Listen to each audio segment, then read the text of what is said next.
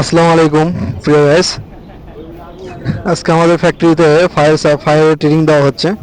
তো আমি অংশগ্রহণ করলাম ফায়ার ট্রেনিং নেওয়ার জন্য। আসলে ফায়ার ট্রেনিং নেওয়াটা খুবই গুরুত্বপূর্ণ। কেননা বাংলাদেশে যেই পরিমাণে দুর্ঘটনা ঘটে, এই দুর্ঘটনার হাত থেকে বাঁচার জন্য আসলে ফায়ার ট্রেনিংটা নেওয়া জরুরি। তো এই জন্য আমি ফায়ার ট্রেনিং নিচ্ছি। প্রায় মোটামুটি 60 জন অংশগ্রহণ করছে আজকে এই ফায়ার ট্রেনিং নেওয়ার জন্য। মানে আমরা নতুন সবাই। মূলত আমার ফায়ার ট্রেনিং নিচ্ছি। এই ফায়ার ট্রেনিং আমি আগে বুঝতাম না আসলে।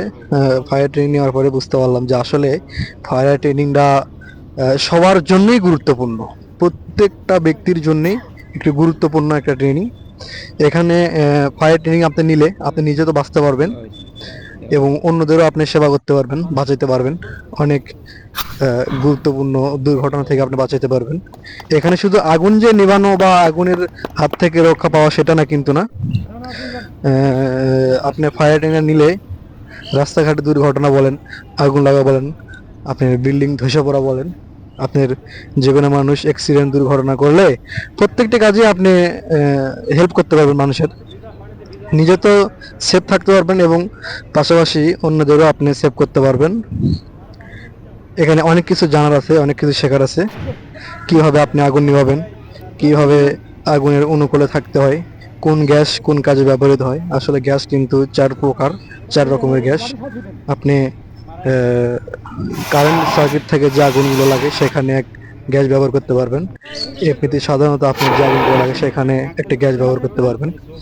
এবং কারেন্ট সংযুক্ত আগুন, কারেন্ট থাকা অবস্থায় কি করতে পারবেন, সেখানে পানি দিতে পারবেন কিনা, পানি দিয়ে কতটুকু কি করতে পারবেন, এখানে সবকিছু শেখা যায়, জানা যায়।